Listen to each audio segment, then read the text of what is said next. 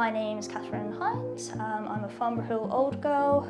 I left in 2018 and I am now a vet. I did biology, chemistry and Latin A-level.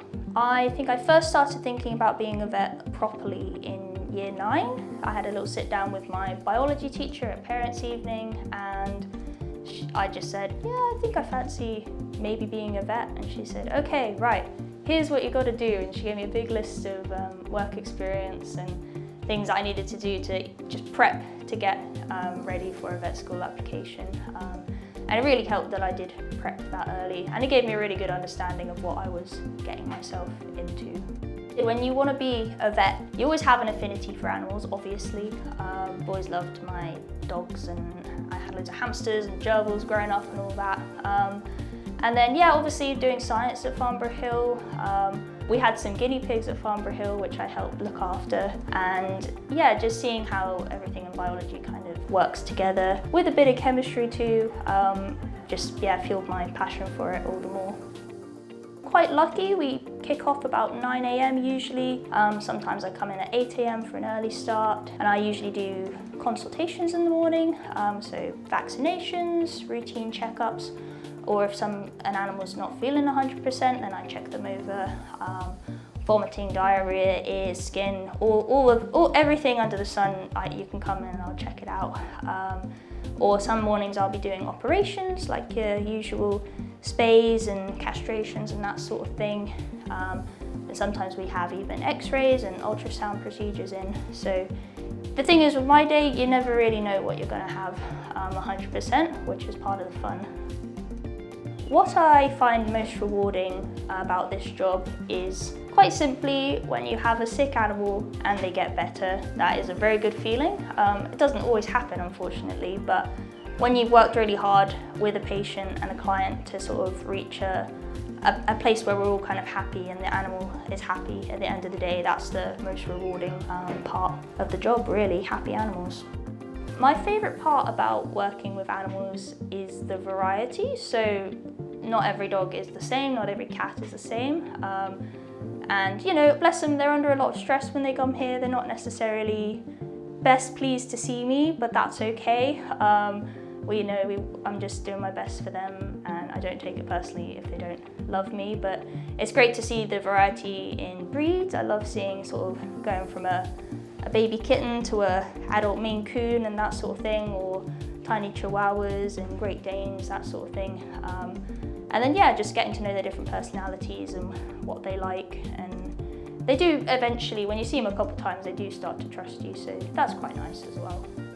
Big misconception, people think vets make loads of money. There's a bit of a review going on in the industry. Sure, some vets make money. I think because people are sort of used to the NHS and not necessarily paying for healthcare up front, when you are faced with the actual price of like an x-ray or an ultrasound, it does seem like a lot. But unfortunately that's just what they cost, unfortunately. So a lot of it, we don't do it, being a vet is not about the money, it's much more about just, it's a very vocational role. So that's a very common misconception, and I think we are doing our best to kind of try and change that attitude.